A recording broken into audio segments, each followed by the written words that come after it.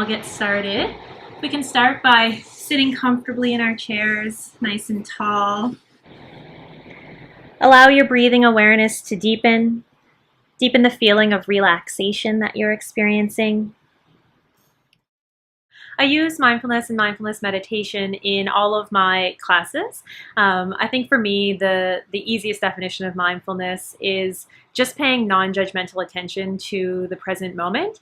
As an instructor who teaches kind of a large number of classes, and as someone who's just finishing a PhD, I have a real understanding of how overwhelming the post-secondary environment can be, and also how rushed sometimes we are going from one place to the next and trying to remember what we're supposed to teach that day. And so I had kind of a few goals to using mindfulness in the classroom. It has a lot of well-established benefits and lots of evidence to support it around academic preparedness and even things like classroom connections and connections with students and reduce stress and anxiety. And I wanted to be able to offer some of that to my students so that maybe they would get the opportunity to benefit from some of the well-established benefits of mindfulness.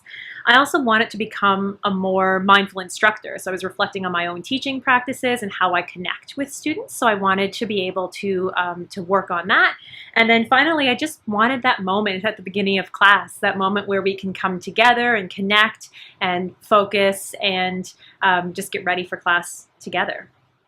Now come to notice your breath. Feel the belly rise and fall.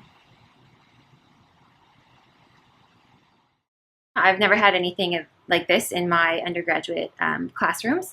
I find it gives a really great opportunity when you're rushing from class to class, different places on campus, to just sit down, be in the moment, and become focused on what's coming in class rather than thinking about all the other things that are happening during the day and what's to come, what was happening before.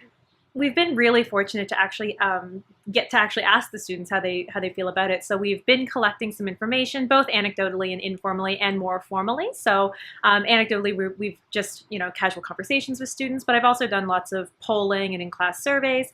And then we're more formally doing a Center for Learning and Teaching funded Scholarship of Teaching and Learning research project with the first year class, exploring how mindfulness might relate to transitions for university students. And so we have some emerging data from that too. So what we're seeing really is a lot of really awesome benefits. I find it gives me a chance to concentrate and really take up the information that I'm meant to take up rather than being focused on the other things. It allows me to concentrate and just have that sort of peace of mind that you really need as a student once a day, once a week, however many times you're in class. Yeah.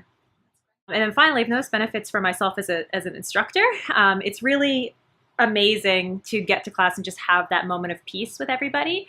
It's a really valuable part of teaching for me. But I'm also finding that I have a better connection with my students as a result. So I'm finding that I'm able to get to know them a little better. I feel like we're more colleagues and friends and that we're all starting from the same place at the end of a meditation. So I feel closer to them.